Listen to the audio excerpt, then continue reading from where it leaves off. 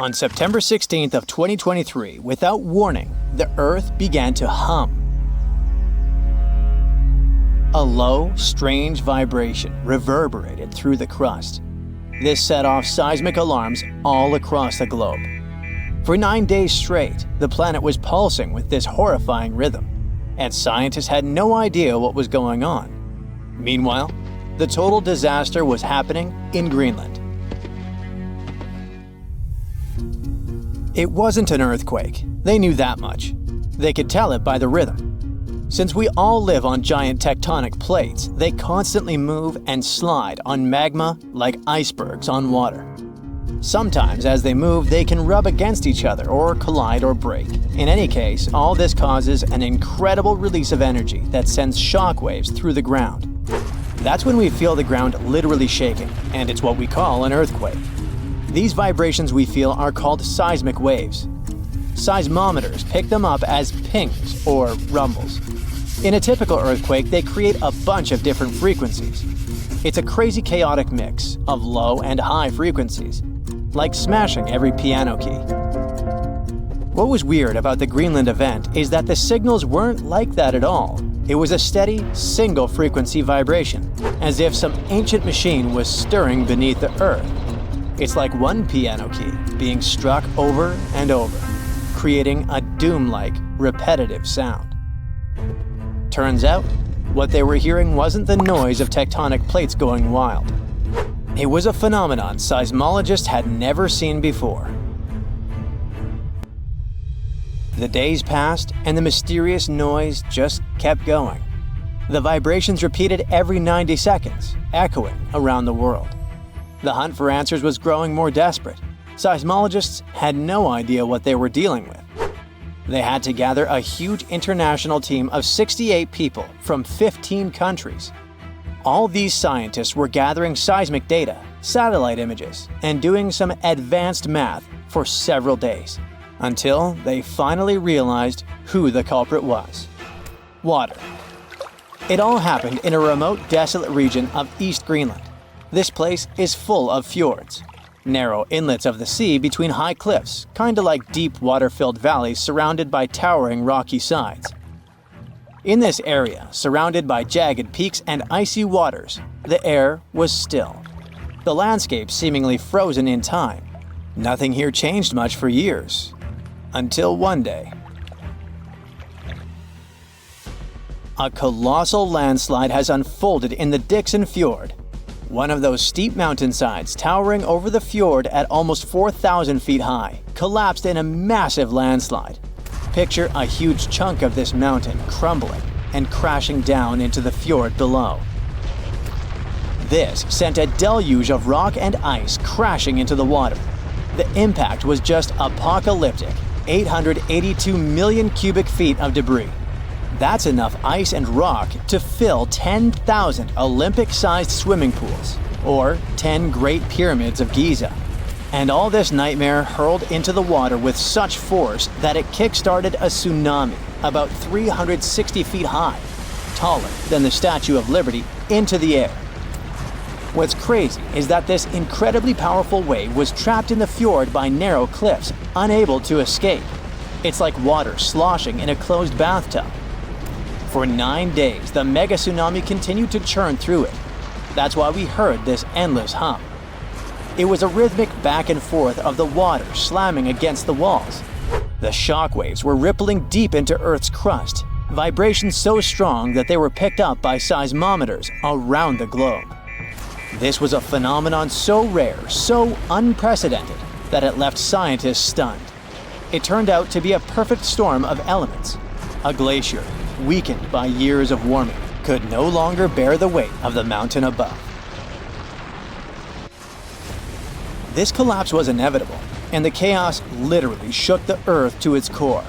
And people often hang out in this area with cruise ships passing by. We're lucky that no lives were lost in the disaster. It was a close call though. A tourist ship stranded in the area just 2 days before narrowly escaped the tsunami's reach by pure luck. But it doesn't mean there were no losses. The waves destroyed a nearby Inuit site, which was there untouched for over 200 years. They also swept away the huts at a research station that were about 43 miles away. The vibrations traveled from Greenland to the South Pole in less than an hour. That just shows how dangerous events like this can be. And this isn't the only place where such catastrophes are happening. In the beautiful California community of Rancho Palos Verdes, the ground is shifting so quickly that it's tearing homes apart. The land there has always been kinda unstable. It has some unique geology. It's built on soft, clay-rich soil and sits on a geological fault line, which makes it prone to landslides. This means that this land is prone to slow, natural shifting over many years, even when no crazy weather is happening. It's been like this for decades, but usually it's slow and pretty manageable, like about a foot a year. Imagine a tree that you played with as a kid moving 20 feet to the left as you grow up. For decades, residents adapted. They built their homes on adjustable beams. This helped the houses to move with the land, and that strategy worked well until now. Recently, things have been getting much worse in the community. Now, the land is moving by a foot in a single week. That would be like if the same tree moved almost 960 feet since you were a child. The past 2 years have also caused some heavy rains, and the weather has been getting worse. This increased water content in the soil. The land became heavier and more prone to rapid movement. Now, this once idyllic seaside escape turned into a disaster zone. Cracks have appeared in closets, gardens, and roads, growing larger with each passing day. Streets that were once smooth are now buckled and twisted, with roads turning into a crazy theme park. Houses that once stood firm are being ripped from their foundations, some of them split in half. One of the houses had its front door 8 feet off the ground. Entire neighborhoods have been plunged into chaos. Utility companies had to switch off gas and electricity indefinitely to prevent potential disasters. The hardest hit is the coastal neighborhood of Portuguese Bend, where residents are living on the edge, literally. It always had amazing ocean views and cool sea breezes, with horses and peacocks still wandering the tree-lined streets. But now, it's like an earthquake hit. Only this time, the earth isn't stopping. For many, this place feels like paradise, if only the land would stop shifting beneath their feet. So the locals don't give up.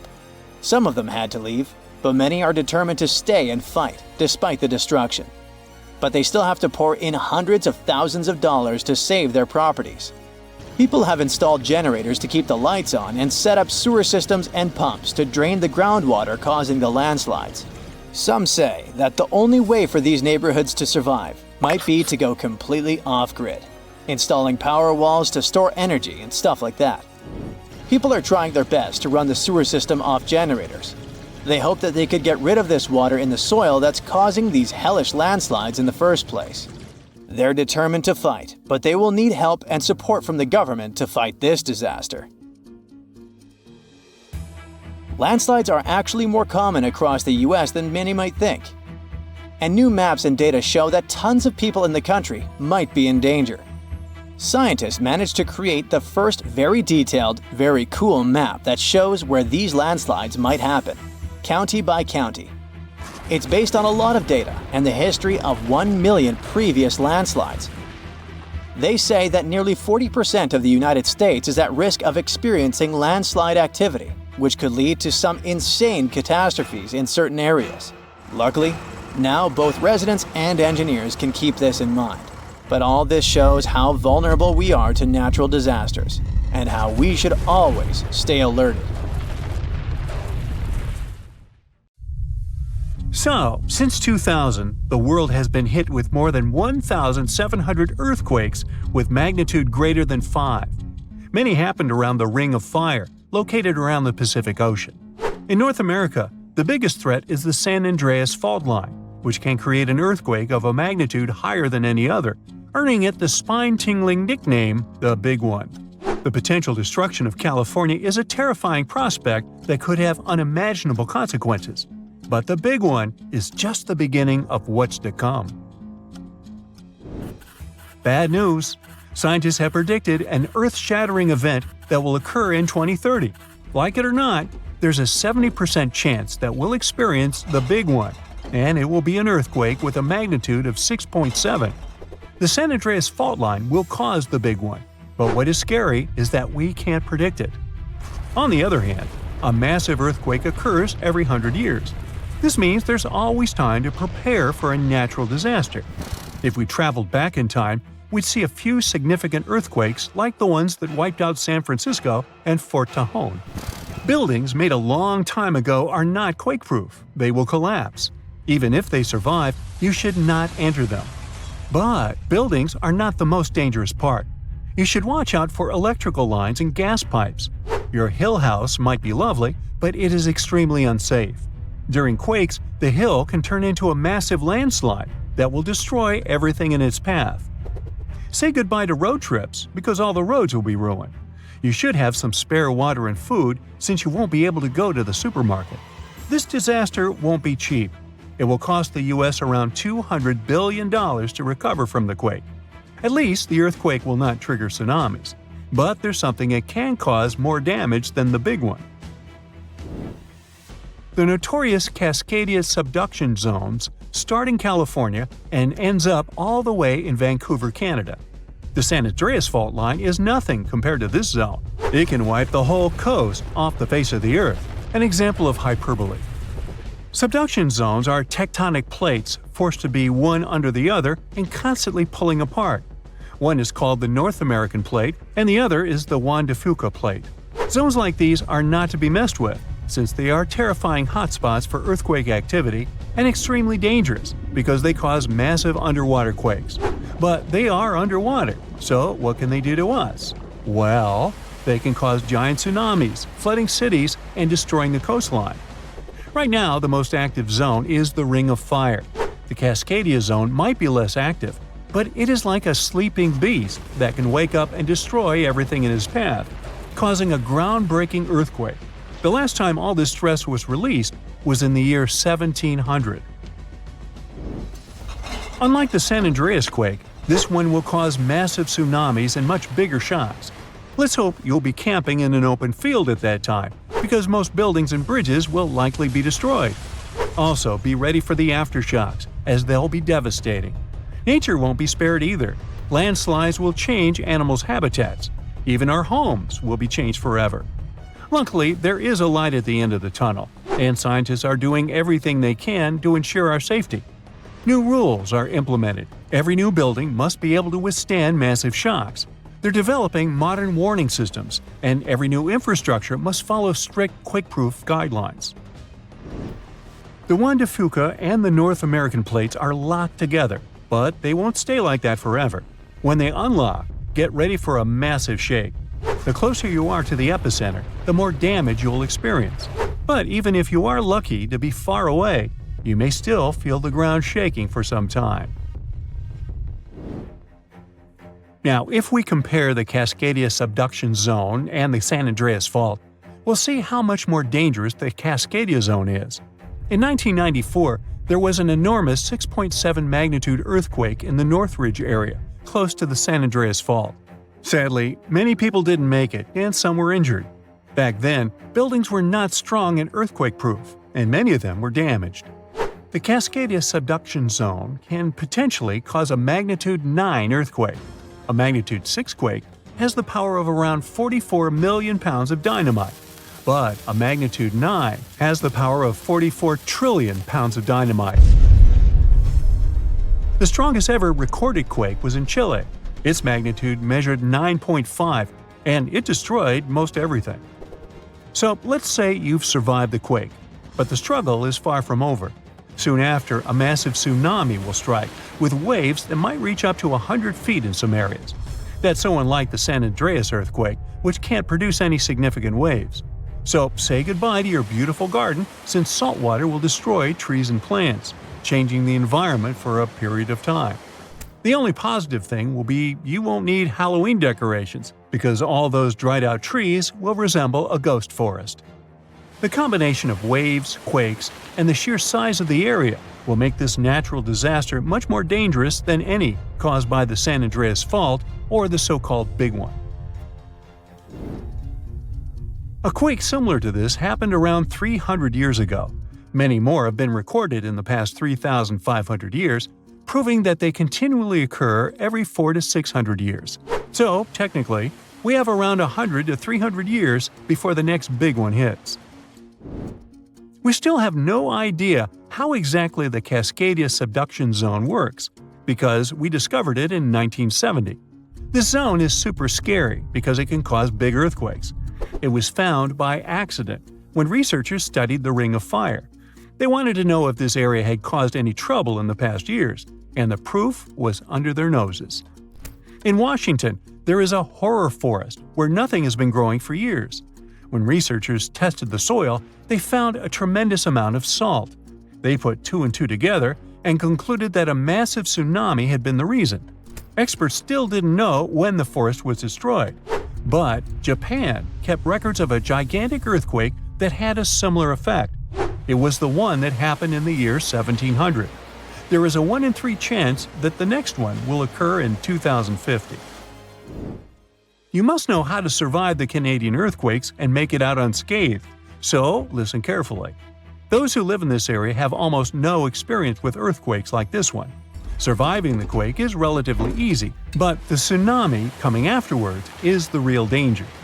After the shake, find the highest ground and go there. Only bring the essentials, like food and water. Yeah, leave your baseball card collection at home. After the first hit, don't try to go down. Seismologists say that most likely there will be a few more waves, and they have proven this. On the 22nd of May, 1960, seismologist Jerry Eston and his 4 friends went to Hawaii to see an expected tsunami that was to happen around midnight. They set up their gear on Wailuku Bridge with an escape route planned.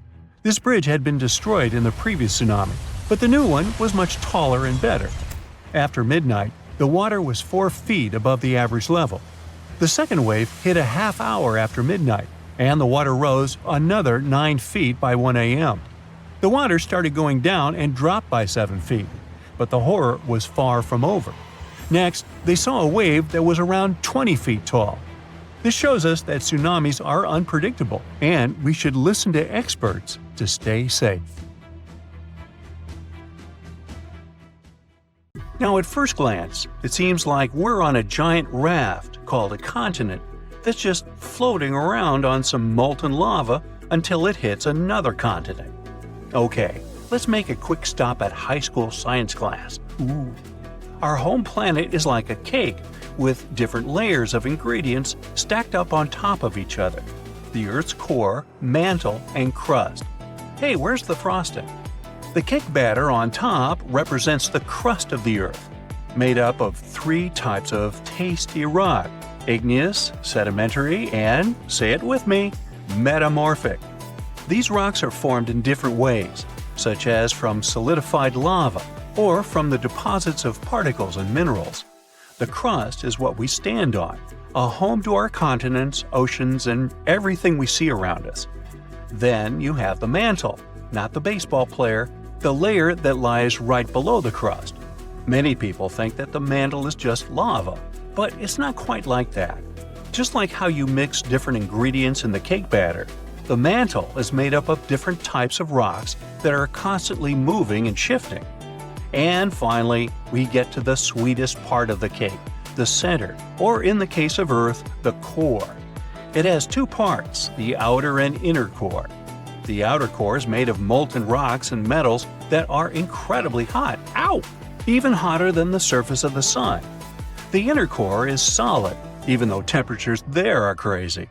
It doesn't turn into liquid because the pressure down there is amazingly strong. When you see all this, you can easily think that below us there are endless miles of lava and hot rocks. So, how come tectonic plates move at all? The continents don't float on a sea of molten rock.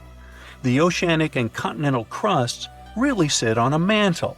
Sure, there's a layer of liquid rock in our planet, the outer core, around 1,800 miles below the surface, but it's separated from the surface by the mantle that's thick and solid. So, the Earth's tectonic plates move around because they're on a thick layer of solid rock, the upper mantle. Basically, this rock is under incredible pressure and heat, which makes it flow in slow motion over time. Think of it like honey or syrup that you pour over your cake layers. As you move the cake around, the honey or syrup will also move and flow. Similarly, the upper mantle can flow and drag the parts above it along, just way slower than honey. And the rock is both breakable and flexible. It can crack and break like a cookie, now I'm getting hungry, but it can also stretch and bend like a piece of taffy. When the plates get caught on each other, they can't move anymore. But when they break free, they start drifting again, like puzzle pieces shifting around until they find their perfect fit. Extremely high temperatures and pressure are the reason this flow happens. It's like a big pot of soup on the stove. As the soup heats up, it starts to move around, carrying heat from one spot to another. Is it lunchtime? And speaking of lunch, lava, it's not just molten rocks that travel all the way up from the outer core to volcanoes. When tectonic plates come together and one slides underneath the other, they create a lot of heat and pressure while grinding against each other. It's like rubbing your hands together fast and they start to get hot, or when you start a fire with rocks. And as the melted rock, or magma, rises to the surface, it can create volcanoes. Now, long ago, the Earth's land was not divided into continents as it is today. Instead, there was one giant landmass known as Pangaea, meaning all Earth in Greek. Whoa! Imagine being stuck in the middle of this giant ocean. So, over time, this supercontinent slowly broke apart. Its parts drifted away from each other and formed the separate lands we call continents. This idea first popped out in the 16th century when one cartographer realized the coastlines of Africa, America, and Europe appear like they could fit together like puzzle pieces. Later, researchers realized the rock composition of their coastlines was similar, which means they used to be part of one giant mass, and they call that the theory of continental drift. At first, people were pretty skeptical about that idea because they didn't know how such massive lands could move around. Now, we'd all be able to explain that part, right? So, the Earth's crust is divided into a couple of large plates and many smaller ones. All of them are still moving, even though it's in slow motion. We can't sense it, and we won't see any particular changes during our lifetime. It's a process that lasts hundreds of millions of years. As the plates move, they interact with one another in fascinating ways. For example, when two plates collide, one may be forced beneath the other, which would help create a subduction zone. Over time, this is the way you get many cool things like volcanic islands, trenches, and even entire mountain ranges. Plates apparently started moving around 3.5 billion years ago. It took them a while to group into the first jigsaw supercontinent we know about called Ur. Today, its remains make up parts of Madagascar, India, and Australia. Pangaea formed 335 million years ago, but it probably won't be the last continent that will form. So, some new generations in the distant future could live on something called the next Pangaea. When the oceanic crust of the Atlantic Ocean slowly takes its place under the continental crust, the oceanic basin of the Atlantic is going to close, which is why the continents will end up pulled together. This means the Americas will meet Africa, and Eurasia will be flipped on its side. So, people might live on a giant landmass in the shape of a ring, clustered around the inner sea, or at least what's left of it. Or maybe continents will take another direction and make up a different jigsaw puzzle called Amasia. In this scenario, the Americans will drift westward, fuse with Australia, and pivot to around Siberia. And then there's more. Novo-Pangaea is the option where the Americas swing together to embrace Antarctica and Australia, and Africa legs off to the northwest. Basically, all continents here get together to form a giant landmass that stretches from one pole to the other. Ready for one more? Nah, come on. A recent projection called Eureka gives an idea similar to Novo-Pangaea. It's just that all continents here unite to become one gigantic land that clusters around the equator. Maybe this would be my favorite one to live at, with the sunny weather and the beach all the time. And who knows what kind of magnificent trenches, mountains, islands, and other geological beauties we'd get with this giant supercontinent. Pangaea broke up about 175 million years ago. As the Atlantic and Indian Oceans began to widen towards the east, the Ring of Fire was formed. It's a path that goes along the Pacific Ocean with so many frequent earthquakes and active volcanoes. This way, Eurasia was unable to cross this border and continue moving westward. And now Eurasia could move laterally along the Ring of Fire. The subduction zones kind of act like a barrier that forces the tectonic plates to move in different directions. So Eurasia could eventually collide with the Americas and form something similar to Amasia. It would be cool to sit there, grab the popcorn, and watch it from the side. But this is something that won't happen for the next 50 million years at least. I'm willing to bet I probably won't be here to see it. Different theories talk about different positions where this new supercontinent might end up one day. But it seems it will probably be somewhere in the polar area, centered on what we today recognize as the Arctic Ocean. Not my cup of tea. Bring me back the sunny one. Wait, scratch that. Let's go eat. You have friends over for dinner. You set your drink on the counter and go help your friend set out some desserts. When you get back, you notice the liquid in your cup. It's sloshing around and the ice cubes look like ships on a rough sea. Now you feel it too. On the ceiling, the chandelier is swinging like mad. Then you hear someone scream, "Earthquake!" The house and everything in it is rocking back and forth. You try to run for cover, but the shaking keeps you stuck in place, fighting to keep your balance. The cabinets look possessed, and glasses and dishes fly out and smash on the floor.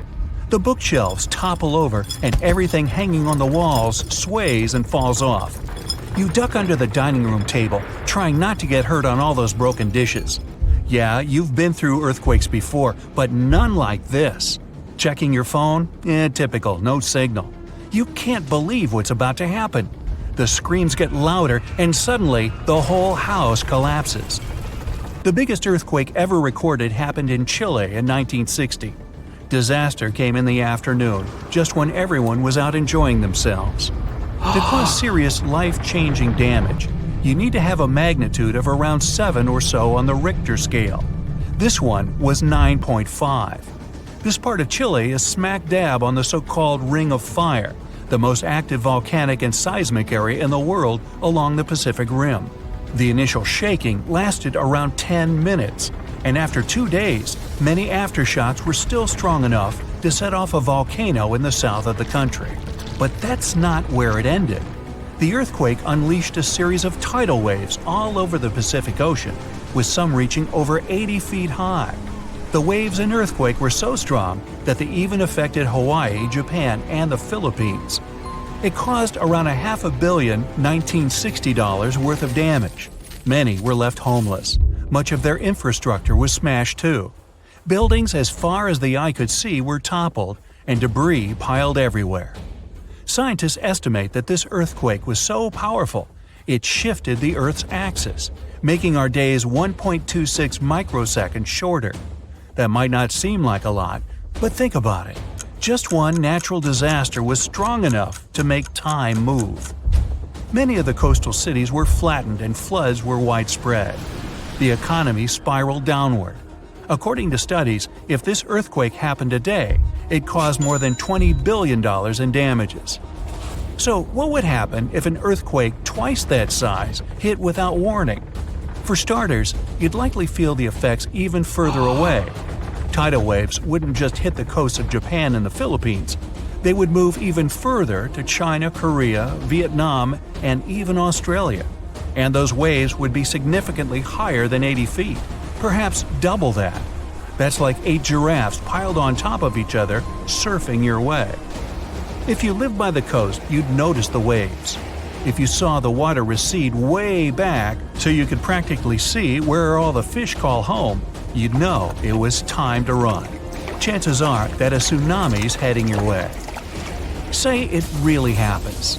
You're caught under the wreckage, not knowing what's going on. You manage to free yourself and escape to the fresh air. And you're not alone, because all the houses in the neighborhood have turned into piles of bricks and rubble. The bridges have also collapsed, leaving people stranded on either side. You look around, dust yourself off, and rush to find help. Fire trucks and ambulances drive between the broken-down cars and rubble. You try to make it to your car, but the aftershocks are still hitting, and you're getting tossed to the sidewalk. With all the cell towers down, you can't call anyone on your phone. Your knees are shaking, but you manage to power through. Once you reach your car, you see it crushed under a boulder, like a giant soda can. You continue on foot and eventually reach downtown.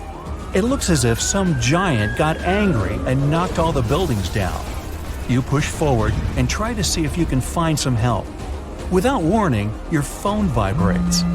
You check it and see 1,000 notifications about a 20-magnitude earthquake. You're still shaking, but that's all you. The ground is still for now. Uh-oh. You hear something in the distance, racing towards you. To your right, you see tidal waves as tall as buildings charging at you. Still in shock, not knowing what to do, you now come to your senses and run. You don't even know which way to go. There's a tsunami right behind you, and in front of you are broken down buildings with rocks and concrete still falling everywhere. Wait, there's a building that's somehow still standing. You need to get on top of that thing. You reach the elevator, but it's jammed. Not surprising. You bolt up the stairs as fast as you can, tripping on broken glass and plaster, but always managing to get back up. You look out a window and see the water. It's so close. You're nearly at the top. A few more flights and… whoosh. The water forces its way into the building and drags you down at least 2 floors. You can barely see anything. Still, you know you must swim up. But the water keeps forcing you downwards. After about 30 seconds, you manage to swim your way out and continue climbing to the top. You scramble to the top floor and collapse on the roof. You're safe for now. The tidal wave is still going strong, plowing its way through the ravaged city center. Your phone is now waterlogged and useless. You have a perfect 360-degree view of your town covered in water and debris. The ground starts to shake again. Maybe you'll just sit around until this is all over, waiting for the rescue helicopter.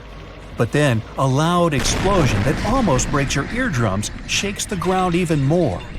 Off in the distance, smoke is rising, and soon it covers the entire sky. Darkness hides the morning sun. That's when you can see lava shooting up into the air and landing nearby. The lava forms into a river, flowing its way into town block by block. With this much seismic movement and the high intensity of the earthquake, the world's tectonic plates have shifted so that magma is pushing its way to the surface. From the earth, steam begins to vent. Then the heat hits you. You see the magma cover the ground like a blanket, eating up every car in its way. What's worse is that the magma is melting the foundations of the buildings that managed to withstand the earthquake and the tsunami. The buildings in the distance are now sinking and collapsing into the raging lava pool that's replaced your town. One by one, every building descends. That means, uh-oh, the building where you're standing is also swaying. It's about to fail. That's when you see the light. You look up and see a helicopter above in the distance. You wave your arms, run around, jump, anything to get noticed. And it works. The chopper makes a few circles and finally drops you a rope ladder. As you're lifted in the chopper, you take a good look at the world below you as it wriggles around like noodles in a strainer. You land a few miles out and are immediately treated by a doctor in an emergency triage center. You were one of the lucky ones. A year later, the tsunami water has receded. The lava that flowed inland has cooled, but all that magma permanently changed the ground below it, and the whole town is gone. The disaster has thrown the entire country into a financial nightmare that'll last decades. It takes months to survey the town, making sure there's no dangerous electrical wires or busted gas pipes anywhere. They're rebuilding your town farther inland from where the old one was. In other towns, they rebuild directly over the ruins. In others, they just decide to move everyone to a nearby city. An earthquake in Indonesia began in 1829 and lasted a mighty 32 years. It reached its climax in 1861 and hit a magnitude of around 8.5. It was caused by the tectonic plates below the island slowly clashing against each other. Researchers discovered that the quake had been building for some time after analyzing the coral in the area. They found it was being periodically exposed to the open air. That was caused by the gradual earthquake moving the land up and down. Scientists call these decades-long silent earthquakes slow slip events. A single lightning bolt can warm the air to around 54,000 degrees Fahrenheit. The heat makes the air expand quickly, creating a shock wave or boom, which we know to be thunder. There are close to 3 trillion trees on Earth. That translates to roughly around 422 trees for every person. Before humans, the number was nearer to 6 trillion. Almost 70% of the Earth's surface is covered by water, which on average is around 2.5 miles deep. 97% of Earth's volcanoes lie underwater, as well as the mid-ocean ridge, a massive mountain range that is over 40,000 miles long. Humans have mined around 190,000 tons of gold from the planet. Experts predict there is around 20% still left to be mined, but this figure is constantly changing. The world's largest active volcano is in Hawaii. Called Mauna Loa, it's over 2.5 miles above sea level. Given that most of it is underwater, the volcano's summit is a staggering 11 miles from its base. That's the same length as over 160 football fields. The highest ever recorded temperature on Earth was a sweltering 136 degrees Fahrenheit. It was recorded in El Azizia, or modern-day Libya, on September 13, 1922. The lowest temperature was a chilling minus 129 degrees Fahrenheit, recorded at Russia's Vostok station in 1983. Earth is the 5th largest planet in the solar system, behind Jupiter, Saturn, Uranus, and Neptune. It has a circumference of roughly 25,000 miles, and it would take the average person around 8,300 hours to walk around the face of the Earth. The separation between Earth's land masses would make such a trek almost impossible, though. It takes 365.25 days for the Earth to orbit the Sun. Because our calendar years only have 365 days, we add an extra leap day every 4 years to make up for the difference. Russia is the largest country on the planet, with a total area of about 6.5 million square miles. It encompasses more than 1/8 of the Earth's inhabited land area, but still has a relatively small population given its size. Earth is the only planet with one moon. Mercury and Venus have no moons, while every other planet has 2 or more. Earth is over 4 billion years old. Scientists calculate this by looking at the planet's oldest rocks, as well as meteorites that have crash-landed. They used meteorites as they were formed at the same time as Earth, when the solar system was forming. The ground we walk on is basically recycled. The planet's rock cycle turns igneous rocks to sedimentary ones, then transforms those into metamorphic rocks, and back again. Like Earth, our moon also experiences earthquakes. They're less common and intense than the ones we have, and are caused by tidal stresses.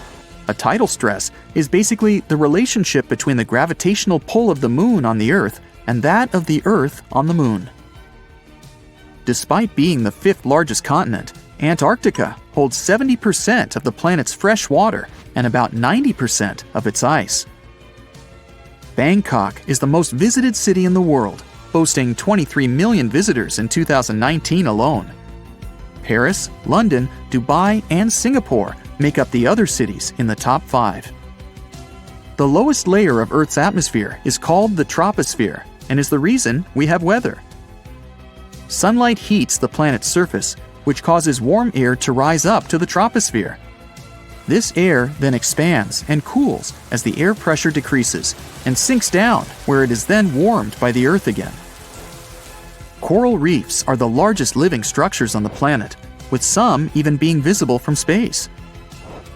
Coral reefs hold the most species per area of any of Earth's ecosystems, even more than rainforests. Earth got its name around 1,000 years ago, and it comes from the German word meaning the ground, but there's no evidence to show who actually named it. Of all the planets, Earth is also the only one which is not named after a Greek or Roman deity. The deepest point of the ocean is the Mariana Trench. It's a whopping 7 miles below sea level. Coastlines cover about 20% of U.S. land, but are home to more than 50% of the U.S. population. The Earth isn't actually a sphere. It's more like a squished ball that bulges at the equator. The bulge is caused by the force of the Earth spinning, which makes the north and south poles slightly flat. The Earth spins on its axis, which is basically an imaginary straight line. Earth has seasons because the axis is tilted, causing the sun's rays to hit different parts of the planet more directly, depending on the time of year. If the sun was as tall as a standard door, the Earth would be around the size of a nickel. The Earth's rate of rotation is gradually decreasing. It's happening so slowly that it would take as much as 140 million years for the length of a day to increase to 25 hours. Get equipped for any season with brand new Brightside merch. Click the link and grab your print. The biggest animal on Earth is the Antarctic blue whale. It can reach lengths of 100 feet and weigh up to 400,000 pounds, which is around the same as 33 elephants. The temperature at the center of the Earth is around the same as the surface of the Sun, at almost 10,000 degrees Fahrenheit. Earth is around 10,000 times older than humans. Earth is around 4.5 billion years old, whereas humans have been around for, at most, 450,000 years. There are around 34,000 known species of fish. The actual number is way higher though, as a whopping 95% of our oceans still haven't been explored. America's Route 66 is longer than the journey to the Earth's core. The distance to the core is roughly 2,000 miles. Route 66 is almost 2,500 miles. The Earth is made up of 3 main components: the crust, the mantle, and the core, which is divided into the outer core and the inner core. Scientists have estimated that there are around 8.7 million species on the planet. Out of this, between 1 to 2 million of these species are animals. But roughly 86% of land species and 91% of fish have yet to be discovered by humans. Ancient astronomers used to think that the Earth was the center of the universe. For 2,000 years, they believed the Earth to be static, while other bodies traveled in orbit around us. In 1543, Copernicus published his sun-centered model of the solar system. Earth is the densest planet in the solar system. The density varies across its different crusts, but the planet's average density is just over 3 ounces per cubic inch. Mount Everest is the highest point on the planet. Its peak is the highest altitude above sea level at around 5.5 miles. Each year, 1 septillion crystals of snow fall on Earth. That's a trillion snowflakes. Snow covers about 31% of Earth's land area each year. Of Earth's water, only around 3% is fresh water. The other 97% is salted. Of that 3%, about 2% is frozen in ice and glaciers. So, less than 1% of the planet's fresh water is actually in lakes, rivers, and underground. The world's largest inland body of water, or lake to us normal people, is the Caspian Sea. It has an area of 140,000 miles squared. The world's deepest lake is Lake Baikal in Russia and is 5,300 feet deep. Earth's atmosphere is roughly 78% nitrogen and 21% oxygen, with small amounts of water vapor, carbon dioxide, and other gases. No other planet is believed to have this much oxygen, which explains why Earth is the only planet where life has been discovered so far. Apart from the Moon, There are 2 asteroids in co-orbital orbits with Earth, sometimes called Earth's second moon. 3753 Cruithne is an asteroid that looks like it's following the Earth in orbit, but it's actually following its own path around the Sun.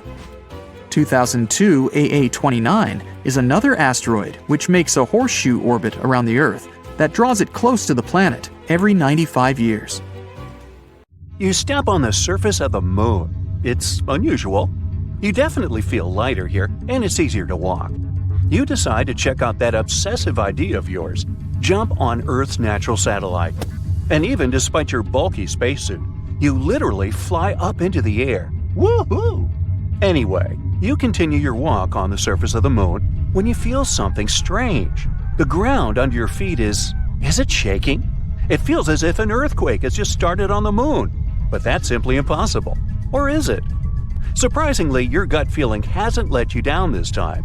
Moonquakes do exist. In fact, there are 4 types of moonquakes that are strong enough to be detected from a large distance. There are deep moonquakes occurring more than 430 miles below the surface. Then there are meteoroid impacts. Thermal quakes occur when the frigid lunar crust expands. It happens when the morning sun illuminates the satellite after a 2-week-long deep freeze lunar night. And there are also shallow moonquakes. They're the only ones that are similar to earthquakes on our planet. Shallow moonquakes happen 12 to 19 miles below the surface, and they're the most powerful and dangerous. Between 1972 and 1977, the Apollo seismic network recorded 28 such moonquakes, and some of them measured more than 5 on the Richter scale. On Earth, such an earthquake is strong enough to crack plaster and move heavy furniture. Plus, shallow moonquakes are very long-lasting in compared to earthquakes. Once they get going, they can continue for up to 10 minutes. As for the average earthquake, it typically continues for 10 to 30 seconds. Scientists are still not sure what causes shallow moonquakes, and even where exactly they occur. One of the theories is that moonquakes happen at the rims of large, relatively young craters that probably slump from time to time. Interestingly, the Moon and Earth aren't the only places where earthquakes occur. No, scientists have recorded quakes, tremors, vibrations, and shakes in other regions of our solar system too. Let's take Mercury, for example. A few years ago, scientists discovered that this planet was shrinking, and that's why it seems to be so tectonically active. Or Venus. This world is a tectonic puzzle for experts. At the moment, Venus has no tectonic plates, and it might have never had them. But its surface has folds and faults and looks as if it could have tectonic plates. On the other hand, these features might have appeared because of other processes, for example, volcanic activity. But even though we haven't observed any Venus quakes, scientists believe they could detect them since their vibration seems to ripple through the thick atmosphere of the planet. Now, Mars. We know for sure that this planet is seismically active. NASA's lander placed a seismometer on the surface of the red planet, and in 2019, it managed to measure its first Mars quake. After that, the lander continued to record quakes, but they were so weak that if they happened on our planet, they'd be completely covered by the background noise of Earth's oceans. But a space body doesn't have to be a full-fledged planet to have active tectonics. Let's take Pluto. This dwarf planet is geologically active at the moment. In 2014, NASA's New Horizons spacecraft was flying through the Pluto system when it recorded complex geological features on this dwarf planet. Scientists concluded that Pluto might have quakes, or should I call them Pluto quakes, when its liquid water ocean freezes and thaws beneath the dwarf planet's icy crust. Jupiter's moons, Europa and Io, as well as Saturn's moons, Titan and Enceladus, are also geologically active despite their small size. Their features range from volcanoes and water plumes to potential subsurface oceans. Now, I bet you don't know these cool facts about earthquakes that occur on our planet.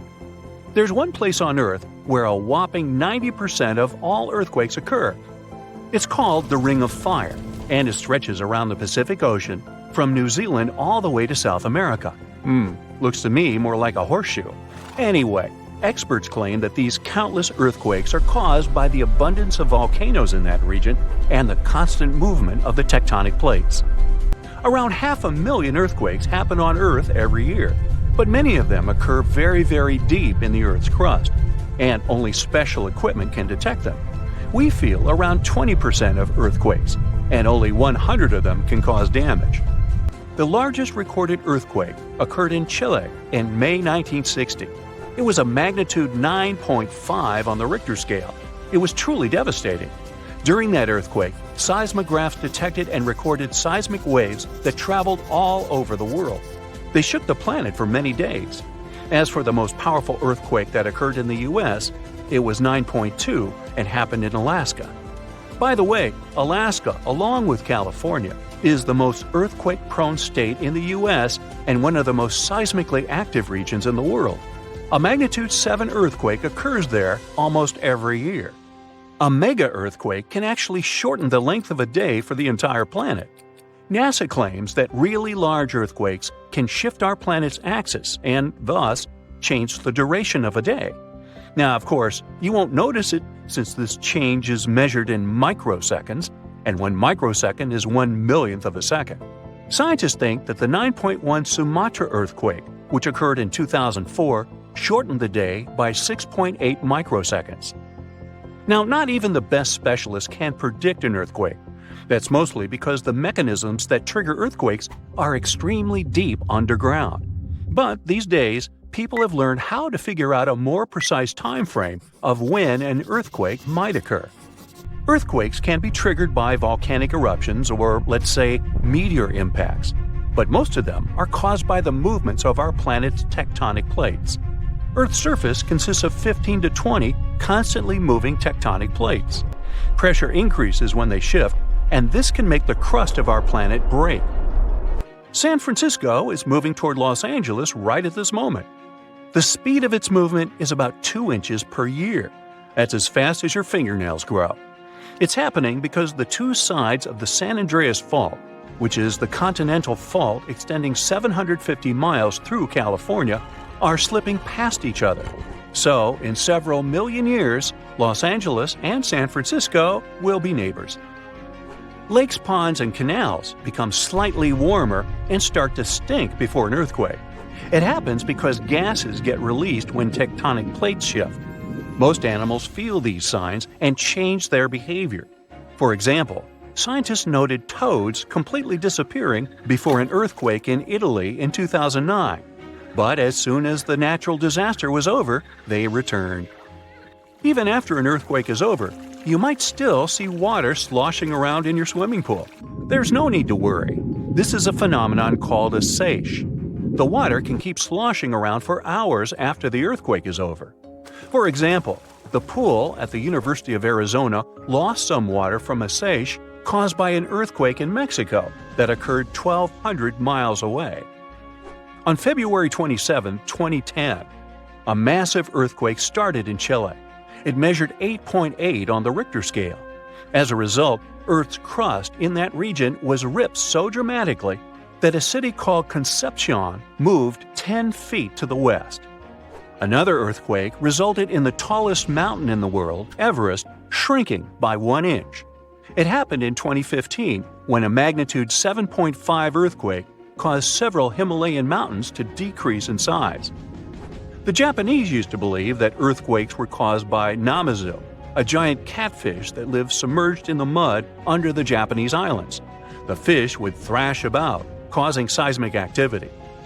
As for the ancient Greeks, they were sure that a powerful sea deity, Poseidon, produced earthquakes by hitting his trident against the earth when he was angry. According to Hindu mythology, 8 elephants hold Earth in place. They are, in turn, balanced on the back of a ginormous turtle, standing on the coils of an even larger snake. And every time any of these animals moves, an earthquake occurs.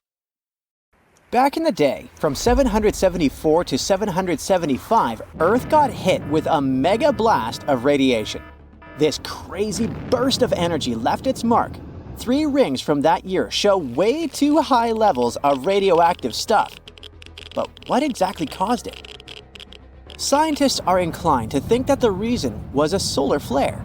Some folks think maybe a massive supernova caused the radiation blast.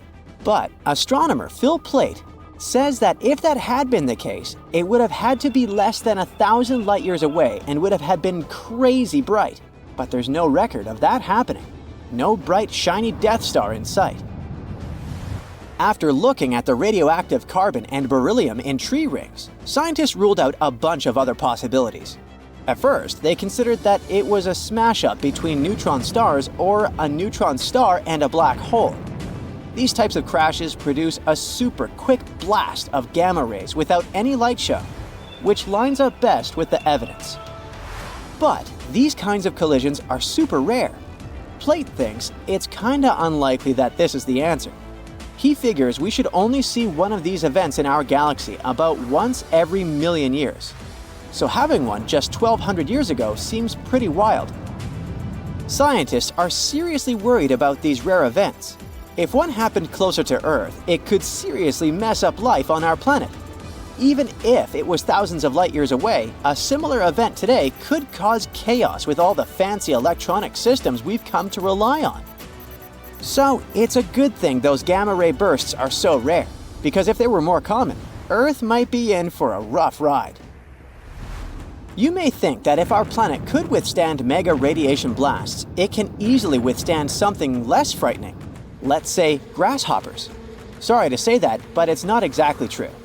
Back in 1874, during a hot summer in Kansas, things took a strange turn. Grasshoppers, or should I say locusts, invaded the Great Plains like nobody's business. They came down like a storm, blanketing houses, trees, and even poor trains passing by. These bugs were on a mission to cause chaos. Farmers had to scramble to protect their wells and just about anything else worth saving. Locusts landed everywhere, wreaking havoc on everything in sight. Even poor sheep lost their wool. Locusts even stripped paint off wagons and handles off pitchforks. This is how destructive they were. Livestock tried to fight back by eating them, but there were just too many of these insects. That year, those critters caused about $200 million in crop damage. The locust invasion was so tough, even the US Army stepped in to help. In the end, locusts began to disappear, sparing the plains from further devastation. Natural disasters can be even more unexpected than radiation blasts from space and locust invasions. Check this out.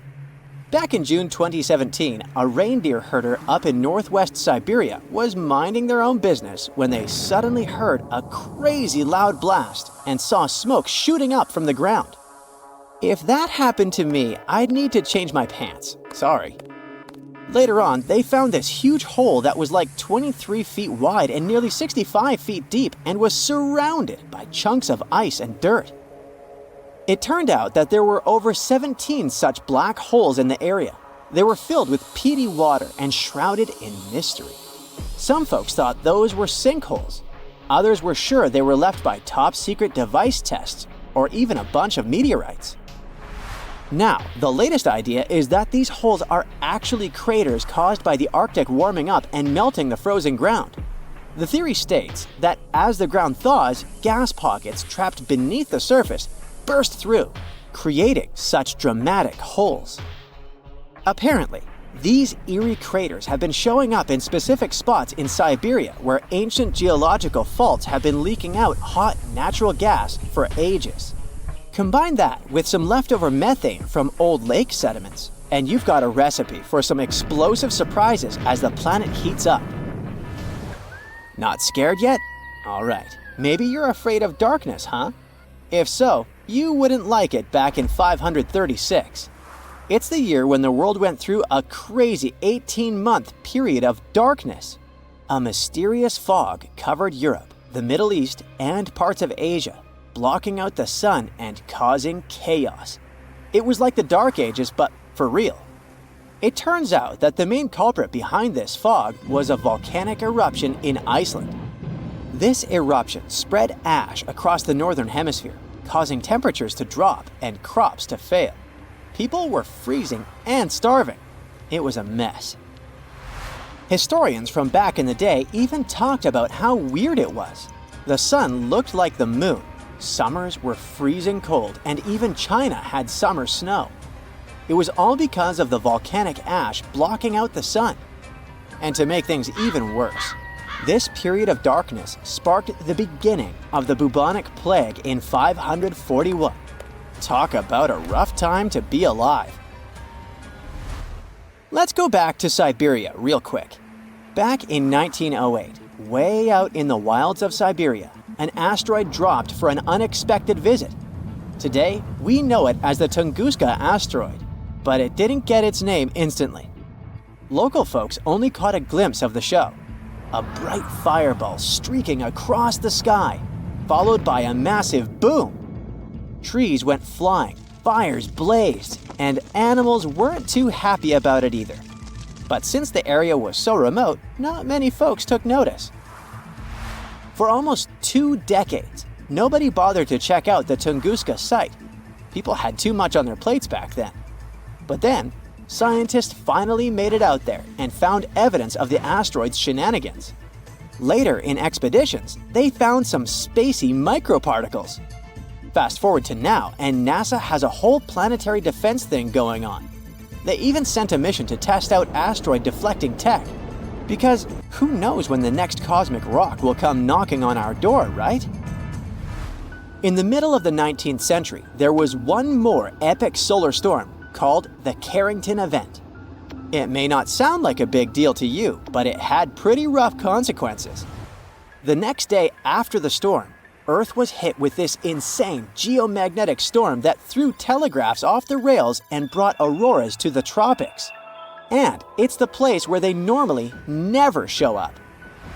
Turns out, all this space weather madness started with weird stuff happening on the sun's surface, like sunspots.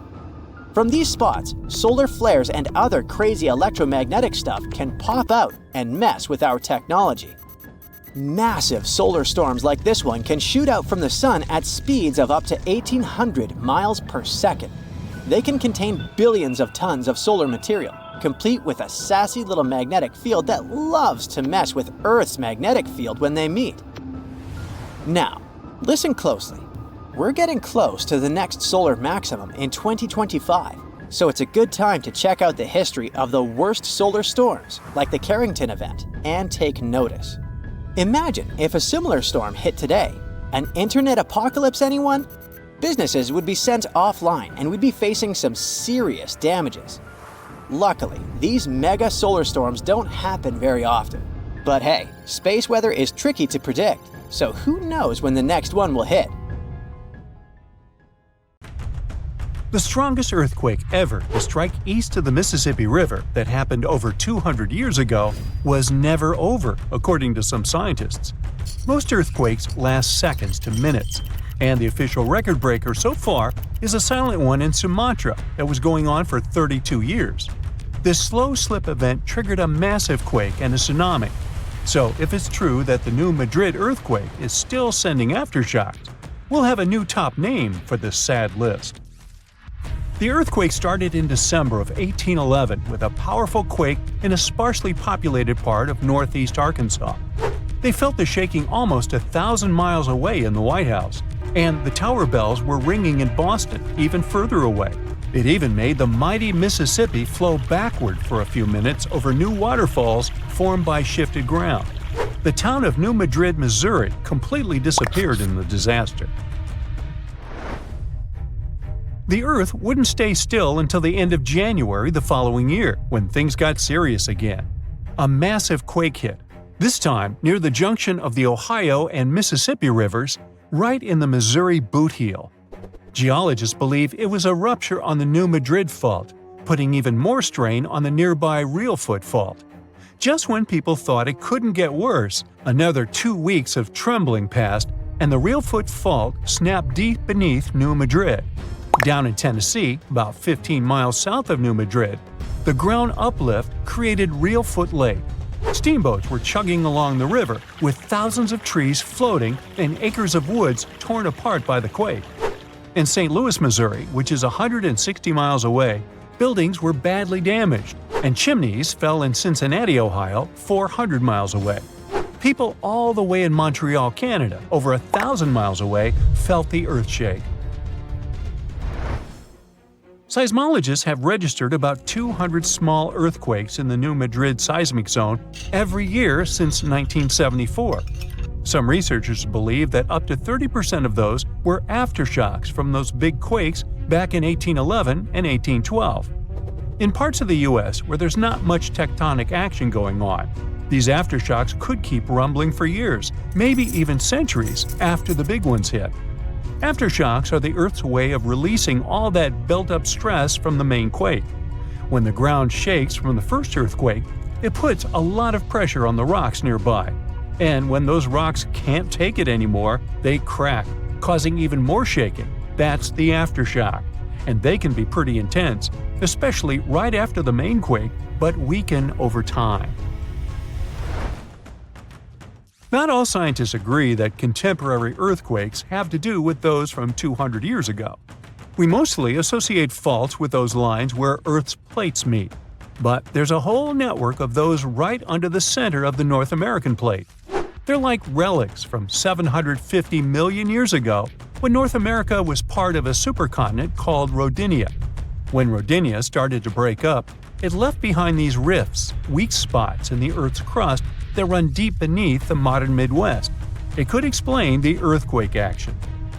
An international team of geologists decided to take a fresh look at 3 major earthquakes that shook North America and end the debate.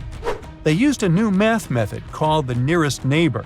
It says that if earthquakes are too close in space, time, and magnitude to be independent background events, then one is assumed to have triggered the other.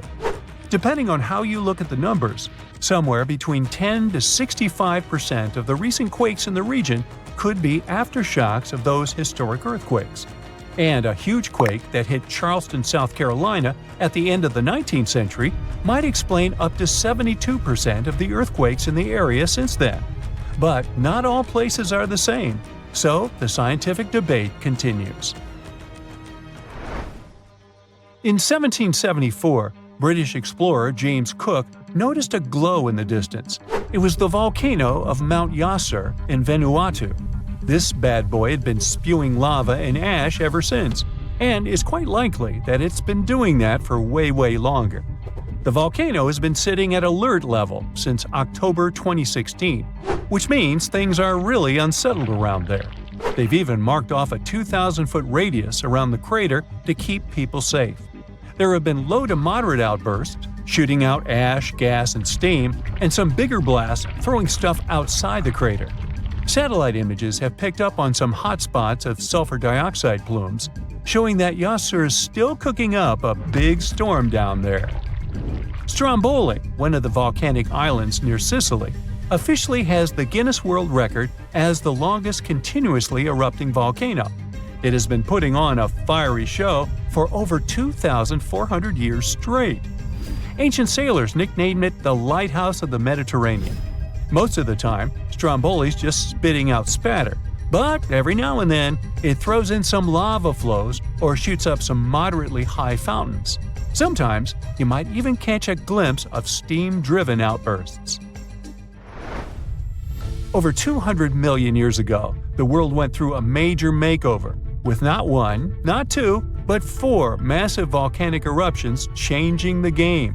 It all happened in Rensselaer, a large chunk of island that used to be a supermassive volcano stretching across what's now British Columbia and Alaska. This volcanic activity might have helped dinosaurs grow from cat-sized critters into giants we saw in Jurassic Park. It kicked off a 2-million-year rainy season. It made the whole world hot and humid, and the dinos just loved it. Researchers dug deep into sediment layers beneath an ancient lake in China to uncover these secrets. They found traces of volcanic ash and mercury, clear signs of those epic eruptions. There were carbon signatures showing huge spikes in carbon dioxide levels, making the atmosphere toasty and the rain pouring down. It all happened in 4 separate pulses, each triggered by those monstrous volcanic blasts. There's a spot in a national park not too far away from Sydney, Australia, where a fire has been raging deep underground for at least 6,000 years. They call it Burning Mountain, and it's a coal seam fire, burning its way through a layer of coal beneath the Earth's surface. Once these underground fires start, they're pretty much impossible to put out.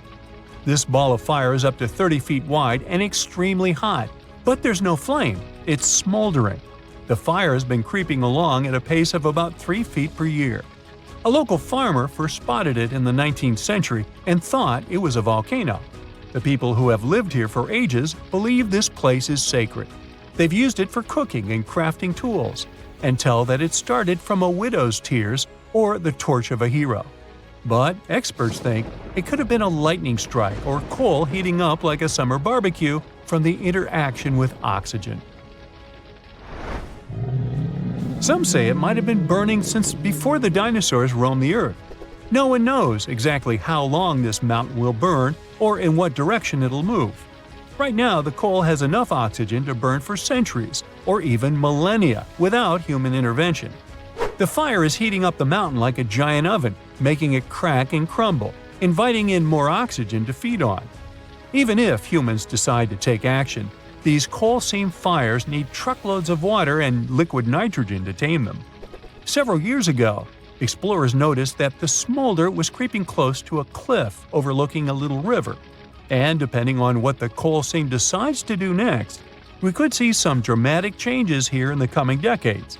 There could be flames with much more heat, or the coal seam could go deep, extinguish itself, and smolder out. It's been there for over 3 billion years, but now some of the Earth's oldest crust is falling apart. Today, our continents seem stuck in place, but over a long time, they've moved and shifted around a lot. It's all thanks to tectonic activity, which makes part of Earth's surface slowly slide around like pieces of a giant puzzle. Some of the most stable parts of these puzzle pieces are called cratons. Cratons are super old and strong sections of rock that form the roots of continents and keep them together. The North American craton is one of them. It makes up a big part of the United States, about half of Canada, and most of Greenland. Scientists have singled out about 35 of these big ancient cratons around the world. They've mostly stayed in the same place for hundreds of millions of years because of how strong they are. But in 2014, they discovered that cratons might not be as indestructible as they thought. Some cratons had lost parts of their strong roots because of certain geologic processes and became thinner.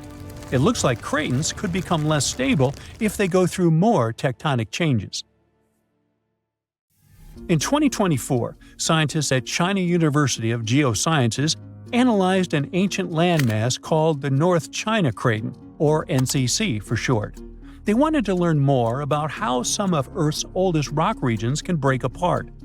This process of cratons disintegrating is called decratonization.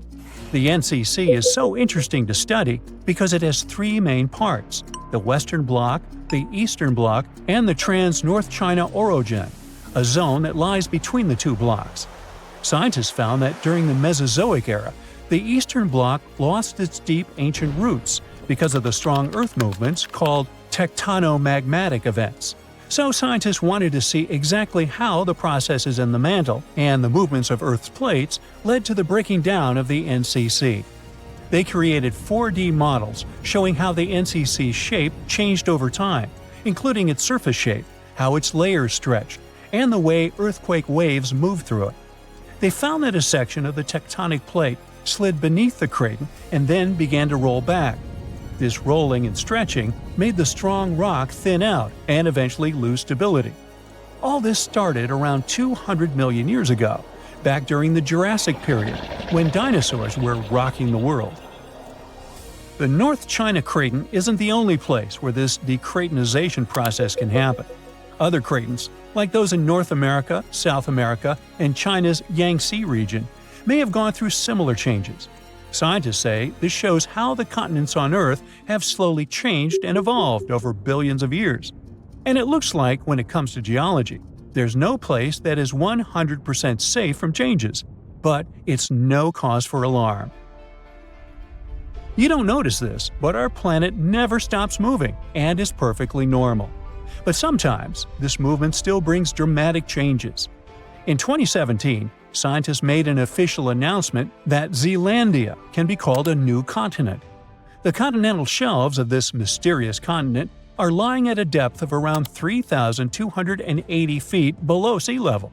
The nearest oceanic crust dives even deeper, at 9,800 feet below that. Geologists have gone deep down to collect rocks from the ocean floor. They've found that, unlike the nearby oceanic crust, which is made up of fresh basaltic rocks, the crust around New Zealand is a mix of ancient granite, limestone, and sandstone.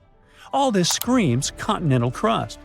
Plus, scientists have discovered a narrow strip of oceanic crust that separates Australia from the hidden land of Zealandia. It means these two are separate continents. 85 million years ago, Zealandia decided to break free from the supercontinent Gondwana. Millions of years later, the mighty Pacific Plate, the heavyweight champion of tectonic plates, decided to take a dive beneath Zealandia's continental crust. And that's how the root of Zealandia, that connection to its continental crust, broke off and went into the depths below. And that's not all the tectonic news from this part of the world. 120 million years ago, Australia and Antarctica were a single piece of land. They went their separate ways, but Antarctica didn't leave empty-handed.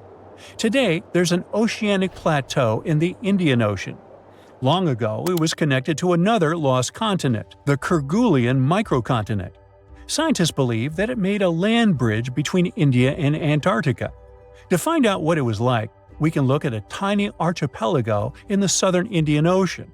These islands are all that is left of the ancient landmass. They have a cold climate and feature glaciers because they're so close to Antarctica.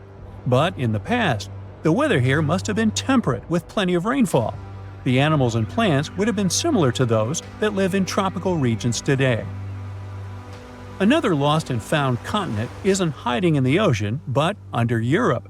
It's called Greater Adria, and it collided with Europe and started to sink under it around 100 million years ago. Today it lies beneath Italy, Greece, and the Balkans.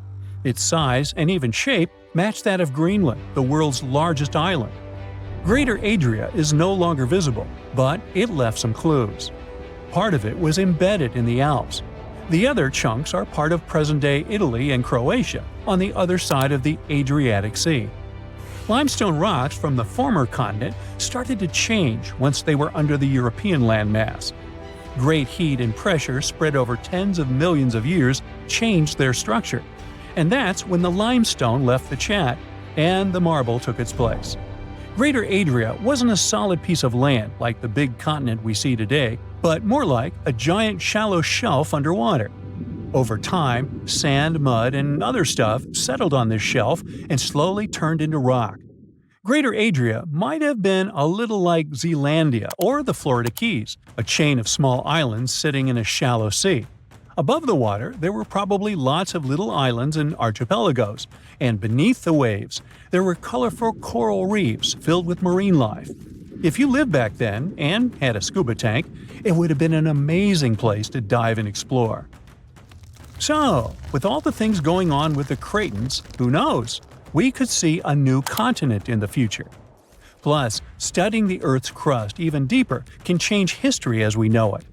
Scientists in Copenhagen have made an amazing discovery about the real birthplace of Scandinavia, and it's not where we thought. After studying sand and rock from remote parts of Finland, they found out that Scandinavia's roots actually came from Greenland over 3.75 billion years ago. This means the area where Nordic countries are now is 250 million years older than the scientists had previously believed. And we now know, thanks to the tiny crystals called zircons found in Finnish river sands. When scientists look closely at their chemical makeup, they realize the age of crystals matched the rocks found in Greenland, not Scandinavia. They use special techniques to analyze elements like uranium, lead, lutetium, and hafnium, and discovered that Scandinavia's rocky base most likely broke off from Greenland billions of years ago. A small seed of land probably started drifting across the Earth's surface over hundreds of millions of years. This piece eventually settled where Finland is today. Over time, new layers of rock formed around this seed and slowly turned into the Scandinavia we see on maps now. The same study could help us rethink how the continents on Earth first formed. The most accepted theory is that the continental crust began growing right when the planet was formed. But new studies show that the signs of continents only started growing a billion years later. The scientists explain that Earth's continents may have begun as tiny seeds of ancient crust in different places. These seeds grew over time, forming the landmasses we know today. These ancient seeds aren't just found in Scandinavia, but also in Australia, South Africa, and India. Scientists aren't sure if all these seeds came from the same place or if they grew separately in different parts of the world. So there's still a lot to learn, and scientists need to keep digging to figure out if all these ancient seeds are related to each other. There is a powerful force hiding underground where tectonic plates meet, and one forces another under it. This happens in the Pacific and Indian Oceans. Strain builds over centuries. The tension is unbearable until the megathrust awakens. The Earth shakes with a magnitude that can exceed 9 points, more powerful than any other earthquake. When the seafloor suddenly gets pushed up fast, it sends a huge ripple across the water, and a tsunami of huge force is out. These waves are called teletsunamis, and they cross entire ocean basins, ready to take over coastlines thousands of miles away. The thrust fault stretches over 600 miles. The Earth is not just shaking, it feels like it's tearing apart. This is the power of a megathrust earthquake. Those caught in its path will have to fight for their lives. Japanese authorities recently had to issue their first ever megaquake advisory. It happened because of a strong tremor on the edge of the Nankai Trough ocean floor zone. In the end, most of the warnings were lifted, and there wasn't much damage from the 7.1 magnitude earthquake. Parts of southwestern Japan started to shake, and the superfast trains in Japan slowed down to stay safe, which made travel slower for everyone. But everyone is staying alert as they know about the risk of a megathrust earthquake that could happen within the next few decades in the Nankai Trough. The tectonic plate under the Philippine Sea is slowly sliding underneath the land where Japan is, moving just a few inches every year. The last big earthquakes from this area happened in 1944 and 1946, both with a magnitude of 8.1. These quakes have caused a lot of destruction in the country. The next megathrust earthquake in the region, if it does happen, could be between a magnitude 8 and 9. Scientists still can't agree on how likely this mega-earthquake is to happen, but it could be up to 80% certainty. On the other side of the Pacific, scientists from the U.S. Geological Survey have studied a dangerous area along the U.S. West Coast. It's called the Cascadia subduction zone, and it stretches from northern California to northern Vancouver Island in Canada. Over the past 14,200 years, there have likely been at least 30 big earthquakes in this region. One major quake happens every 500 years on average. But for a long time now, Cascadia has been quiet, and it worries scientists. They think this might be because the area is locked, meaning the tectonic plates are stuck together and building up a lot of pressure. Eventually, the part of the seafloor could suddenly break and move by several feet. The shaking would be just 5 minutes, but it would create a powerful tsunami as the seafloor shifts that would last for 10 hours. If it happens, it's going to be the worst natural disaster in the country's history, according to experts. The ground on some inland hills could turn into something like quicksand. This would cause the hillsides to slide and crumble, taking down roads and bridges. Around 620,000 buildings could be badly damaged or even collapse, including about 100 hospitals and 2,000 schools. People in Washington state might have to take care of themselves without help for 2 weeks, finding food, water, and shelter on their own. Scientists are studying slow slip events, where the tectonic plates move very slowly over weeks or months, releasing some energy but not enough to stop a big one. Every time the magnitude of an earthquake goes up by just one number, the energy it releases is 40 times bigger. So we'd need about 1 million small earthquakes every day for 500 years straight to release the same energy as one huge magnitude 9 earthquake. But these small earthquakes might be clues that a bigger earthquake is coming. To better monitor the Cascadia fault, experts are mapping the fault more accurately and adding better monitoring tools offshore. Scientists receive over $10 million to install seismic sensors and seafloor pressure gauges on a fiber optic cable off the coast of Oregon. The goal is to be ready to warn people and potentially save lives when a big earthquake strikes. A sharp megathrust earthquake happened in this part of the world in 1964. It went down in history as the Great Alaska Earthquake and had a magnitude of 9.2. It lasted for more than 4 minutes, making it the most powerful earthquake in the history of the US and North America. The ground shook so hard that it caused huge cracks and landslides. In Anchorage, many houses, buildings, and roads were destroyed because they weren't built to handle such a big earthquake. In some places, the land was permanently changed. For example, the coastline near Kodiak and Hinchinbrook Island was lifted by 30 feet. In other areas, like Gerwood and Portage, the ground sank by 8 feet. They had to rebuild roads higher so they wouldn't be flooded by the time. A huge 27-foot tsunami wiped out the entire village of Chiniga. Many coastal towns were heavily damaged, not just by the earthquake, but also by tsunamis and the fires that followed. After the main earthquake, there were thousands of smaller aftershocks for months. A moderate earthquake of magnitude 4.4 shook Los Angeles in August 2024. Once it was over, the LA Fire Department checked around the city and didn't find any major damage or anyone hurt. In the nearby city of Pasadena, which is close to the earthquake's epicenter, a water pipe burst inside City Hall and everyone had to leave the building. Thankfully, there was no danger of a tsunami. The best we can do to avoid panic in such situations is to be prepared. Japan is one of the places on Earth where earthquakes happen the most because it sits on the edges of 4 tectonic plates. Around 1,500 of these earthquakes each year are noticeable. Because of this, the people in Japan have learned to live with earthquakes. The 1950 law set a rule that buildings should be able to handle earthquakes up to a magnitude 7 without falling apart. An update 30 years later said that buildings should only have minor damage in such earthquakes and still work as usual. But if an earthquake is even stronger, the law says the building's main job is to not collapse and save people's lives. At the most basic level, buildings are made stronger with thicker beams, pillars, and walls so they can handle shaking better. Another technique is placing special pads made from materials like rubber at the base of a building. Some buildings are even built on thick layers of padding that separate them from the ground completely, which helps protect them during an earthquake. A skyscraper might sway back and forth a lot, moving up to 5 feet.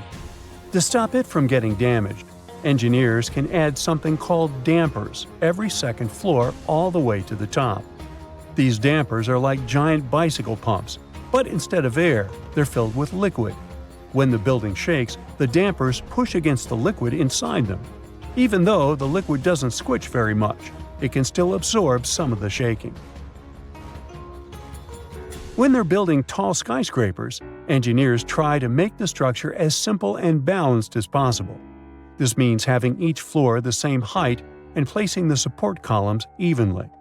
But sometimes, architects who design skyscrapers don't want to make these compromises because they have creative ideas for how the building should look.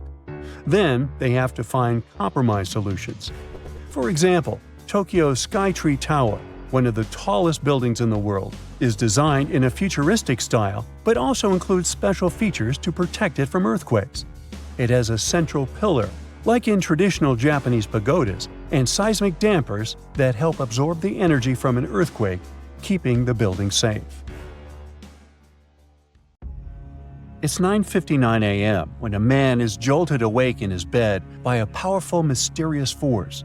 While he's trying to figure out what's going on, a giant 100-foot-tall column of water is already surging toward his hometown. In 20 minutes, most of his friends and family members will lose their lives when a sky-high wall of water sweeps away buildings, trees, and cars.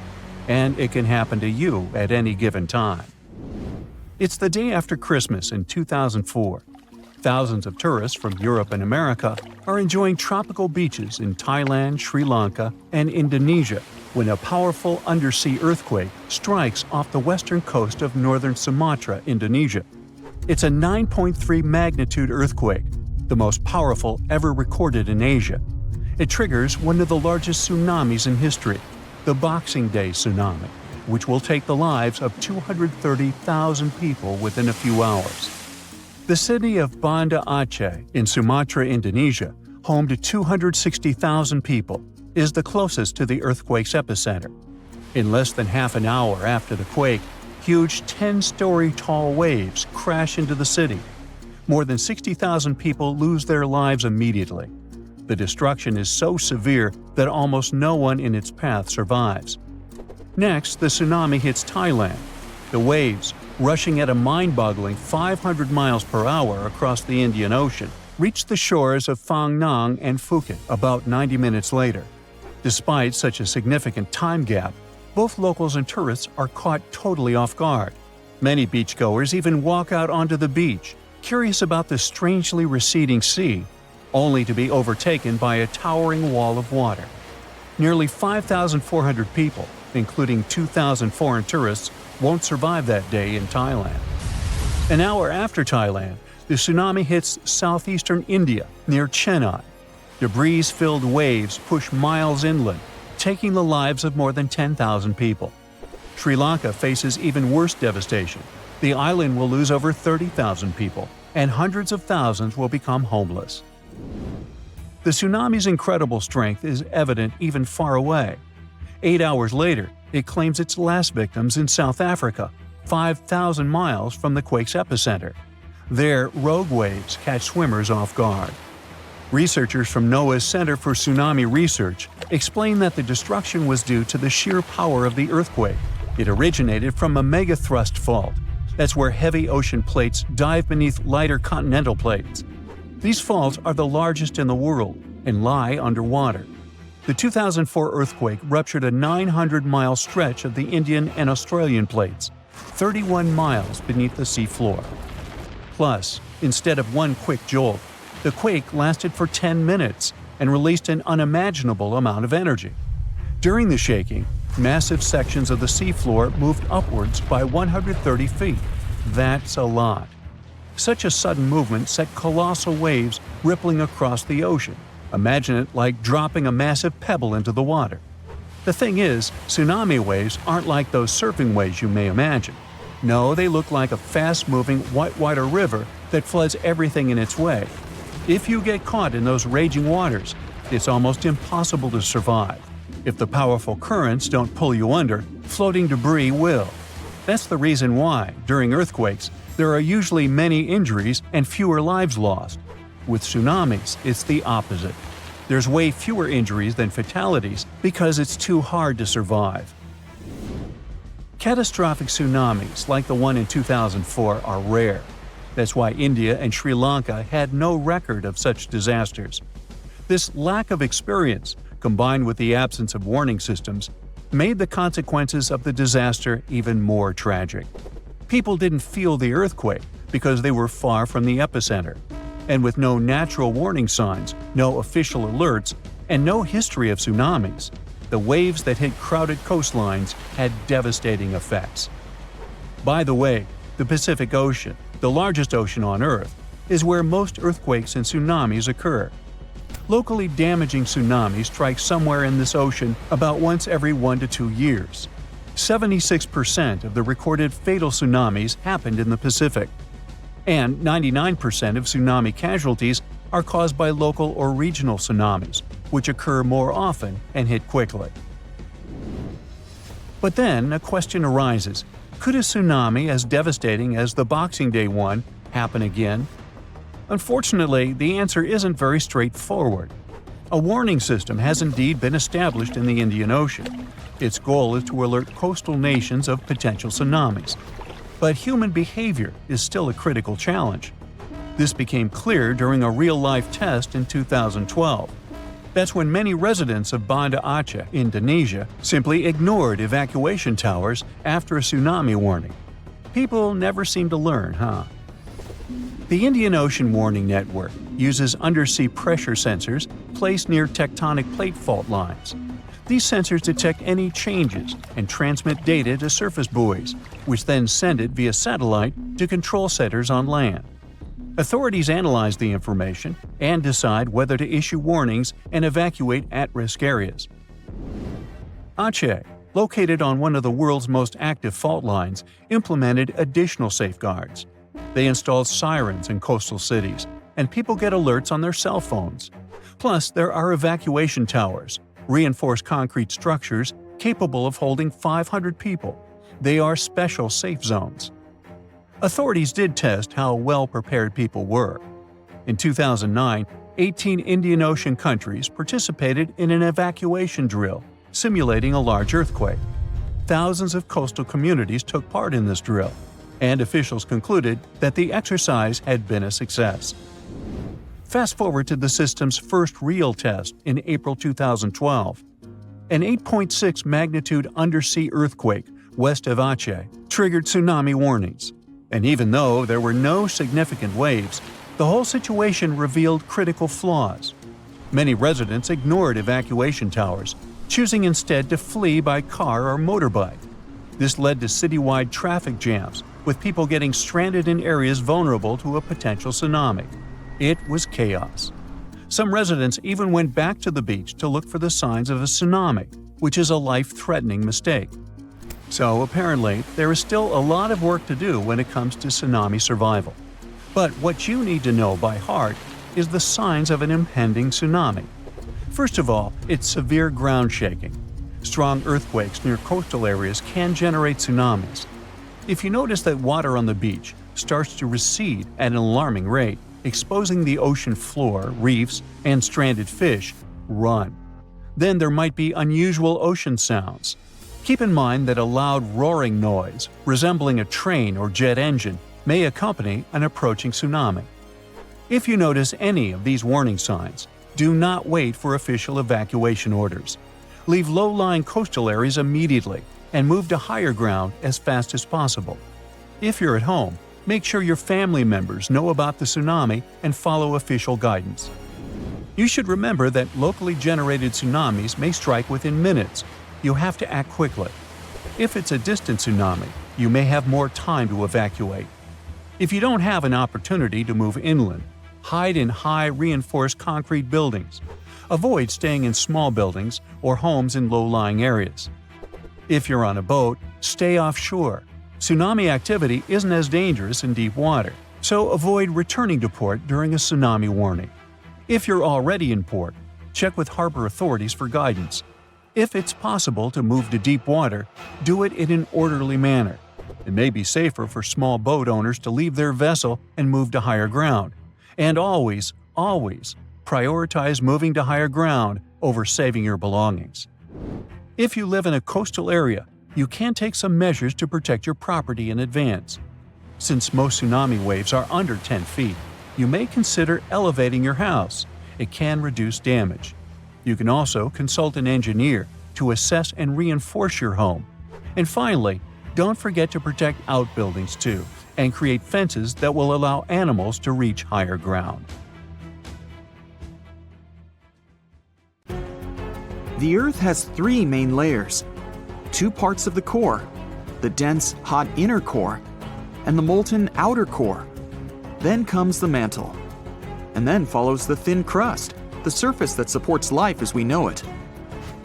At least, that's what we thought, because now scientists found a new mysterious layer located deep within the solid inner core. Earth's inner core is approximately 2/3 the size of the Moon. And made of nickel and solid iron, it's burning hot. The temperature at the center of our planet is the same as at the surface of the Sun. The outer core can reach almost 10,000 degrees Fahrenheit. It's difficult to explore it because we can't go there, and it's like looking through a really dirty window of 3,200 miles of molten metal and rocks. But we can rely on laboratory experiments on heated pressurized rocks, signals from seismic waves, and computer models. When an earthquake hits, it sends out seismic shock waves. Those waves travel through layers at a different speed, depending on the direction they go and the material they move through. In the new study, a team of scientists set a data set of 100,000 deep earthquakes. Some of them went over 60 miles below the surface. When an earthquake happens on one side of our planet, scientists track its waves all along to the other side. Waves change when they come to the other side, so scientists try to understand the materials these waves have passed through. They found a new layer in the core of our planet thanks to earthquakes. Normally, shock waves travel along the equator, but down below, they digress and go into different directions, about 60 degrees to the side.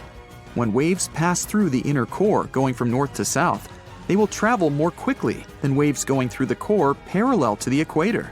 It's important to understand the core because it creates our magnetic field, which in turn protects the planet from things like solar winds that are charged particles coming from the sun. In the 1960s, we discovered the Earth pulsates every 26 seconds. It's like clockwork, a giant heartbeat. The ground is slightly shaking, but we mostly don't feel it. Researchers can still track it. Some of them think the continental shelf comes as a huge wave break under the oceans. For example, the highest part of the North American continent falls off into a deep abyssal plain. One theory says waves hit this spot, producing regular pulses. It's like having all kinds of drums. You hit them with your hands and accidentally slam that one spot that produces the right harmonic bang to rattle our entire planet. If this theory is true, we're lucky there are no more spots like this that can shake the Earth. Other scientists believe the pulsation happens because there's a volcano near the critical spot, the island of Sao Tome in the Bight of Boni. You're walking, running, and jumping, but when you stop, it always feels like you're standing still. In reality, you're moving even when you're perfectly still because our planet is always on the move.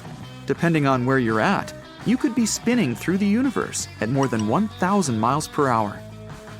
If you're on the equator, you'll move the fastest. Let's say you have a basketball spinning on your finger. Check the ball's equator. A random point on it has farther to go in just one spin than any point near your finger. That means the point on the equator is moving more quickly. The Earth is a planet that recycles all the time. The ground we're walking on is recycled. Our planet's rock cycle turns rocks of one type into another.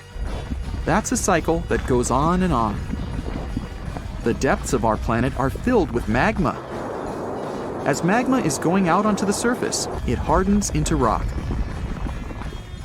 Tectonic processes like volcanic activity, earthquakes, mountain building, and all of the other processes that shape the surface of our planet bring that rock to the Earth's surface. When the rock is on the surface, erosion shapes it and shaves its bits off. Those small particles then get deposited. All the pressure coming from above compacts the particles into sedimentary rocks, like, for example, sandstone. Sedimentary rocks can also end up deeper and deeper under the Earth's surface. Since there's a lot of heat and pressure, they get cooked into metamorphic rocks. They can go back to the surface once again, or even end up being re-eroded. Sometimes the crust plates are pushing one under another, and this way, rocks can transform into magma once again. We've explored only 5% of the ocean so far. The ocean itself, as well as life below the seafloor, is still a mystery. The sediments that are underlying our oceans are home to different microorganisms that exist even at depths of 1.5 miles beneath the seafloor. There are microbes hidden deep inside volcanic rocks below the seafloor off of the parts of the Pacific, hidden under 870 feet of sediment.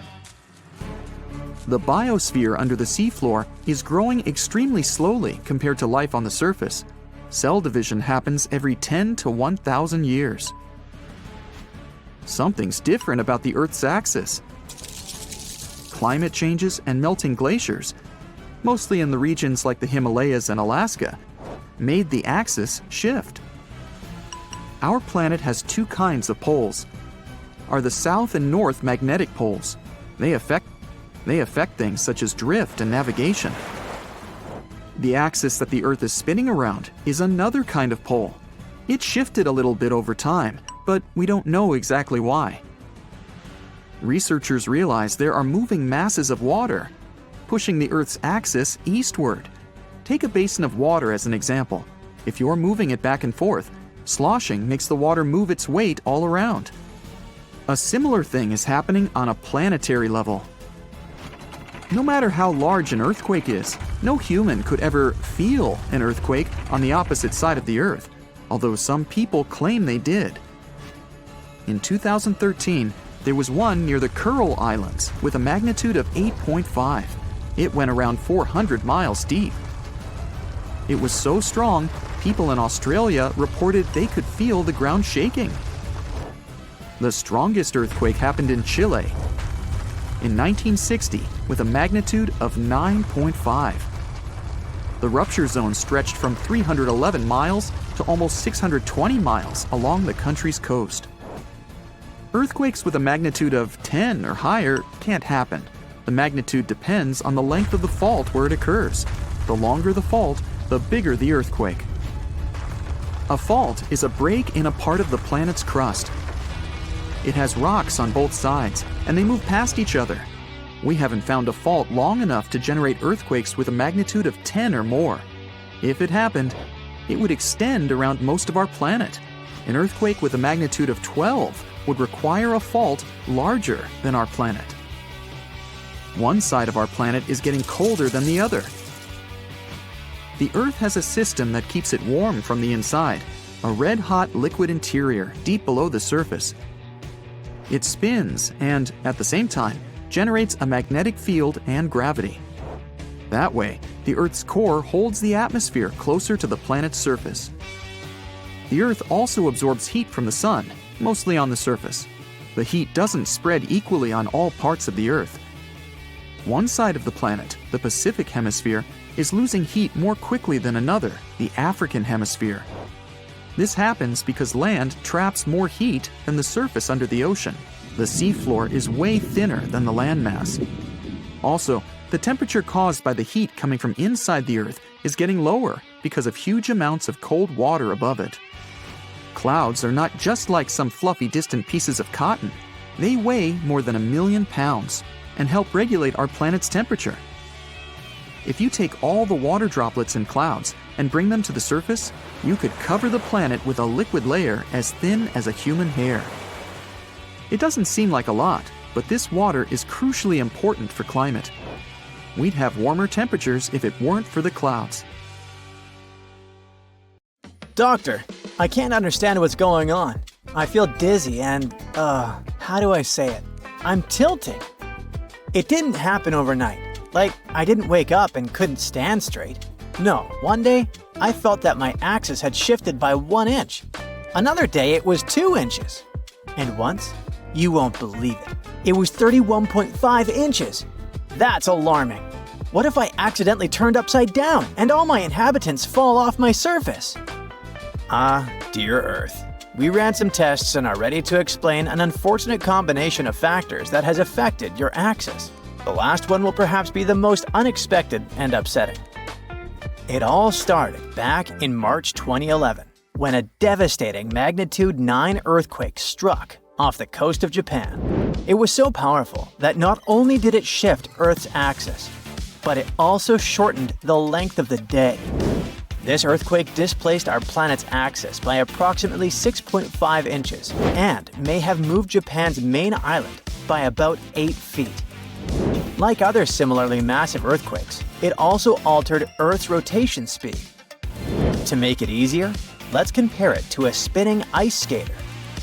When a skater pulls their arms close to their body, they spin faster by concentrating their mass near the axis of rotation. Something similar happens during the most powerful earthquakes. They shift Earth's mass closer to its rotational axis, causing it to spin faster and shortening the day length. The calculations showed that the Japanese earthquake sped up Earth's rotation by about 1.8 microseconds, which is about 1.8 millionths of a second. Not a big deal, but at the end of the day, every nanosecond counts. For comparison, the infamous Indonesian earthquake shortened the length of a day by 2.68 microseconds. It struck on December 26, 2004, at 0:58 UTC. The epicenter lay off the western coast of northern Sumatra, Indonesia. This powerful undersea earthquake triggered devastating tsunamis that swept across the Indian Ocean, causing widespread destruction and immense loss of life in countries like Indonesia, Sri Lanka, India, and Thailand. Even coastal areas as far as East Africa had severe damage. The Earth's magnitude, initially recorded at 9.0 on the Richter scale, was later adjusted to between 9.1 and 9.3, making it the most powerful earthquake ever recorded in Asia. The faulting, that's when Earth's crust completely breaks and its parts slide past each other, lasted between 500 and 600 seconds, and it was the longest duration ever observed. The immense force of the quake caused the entire planet to vibrate by at least half an inch and triggered other earthquakes as far away as Alaska.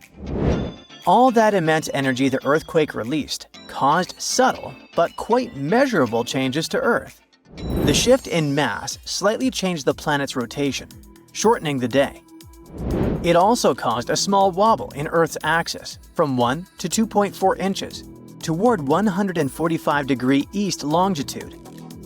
So, when it comes to changes in Earth's rotation speed and axis, it's all about the redistribution of mass.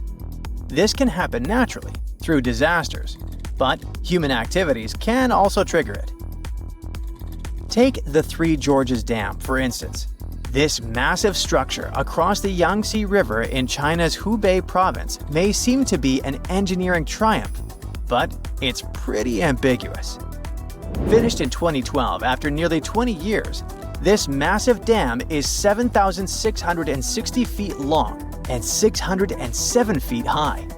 And yes, it is so big that it can affect the way our planet spins. Its reservoir is capable of holding 9.5 cubic miles of water, has enough mass to slightly alter the Earth's rotational inertia, slightly slowing the planet's rotation. According to NASA, the Three Gorges Dam reservoir could shift Earth's pole position by almost 1 inch and increase the length of a day by 0.06 microseconds.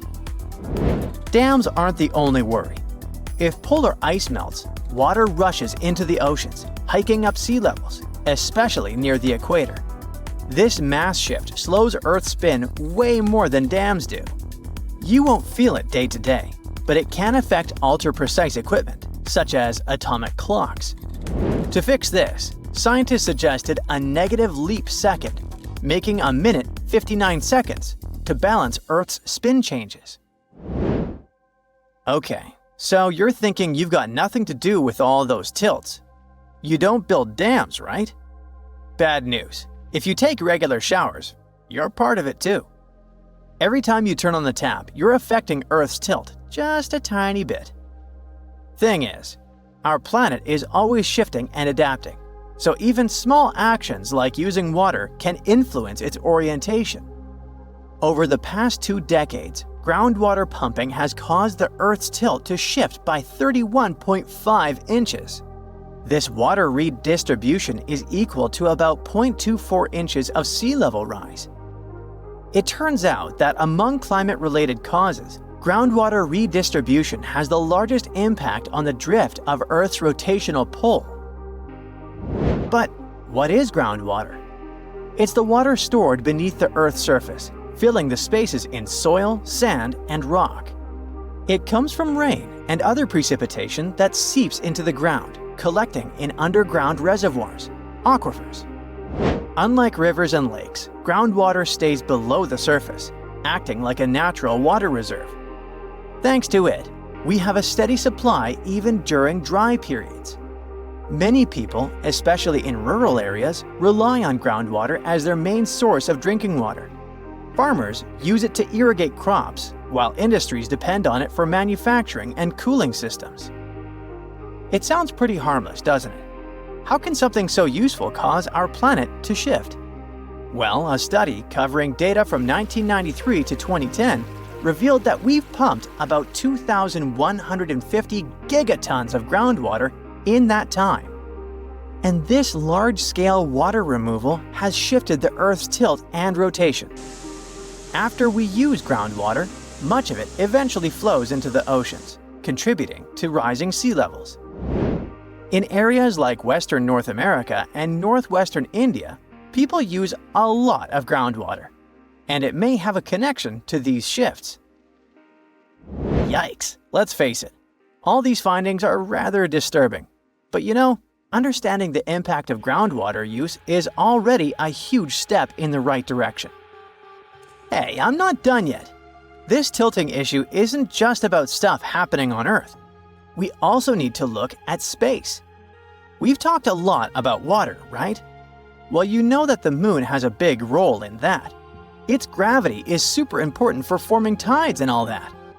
So one more thing that affects our planet a lot is the gradual movement of the moon away from Earth. These two bodies interact gravitationally, which makes Earth's rotation slow over time, even though significant events like earthquakes occasionally speed it up temporarily. How did we figure it out? Glad you asked. Once, someone paid attention to ancient corals. After analyzing them, scientists realized that Earth had once rotated much faster.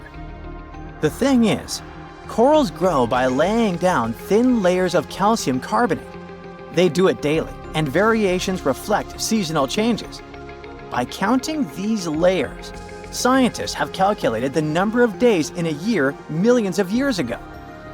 They found that Earth had about 420 days per year 444 to 419 million years ago.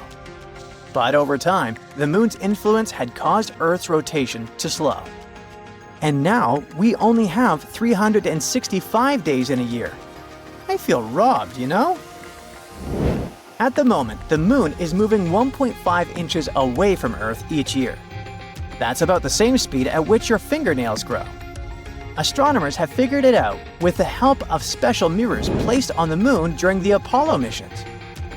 For over 50 years, researchers have been sending laser beams to these mirrors and measuring the time it took for the light to bounce back.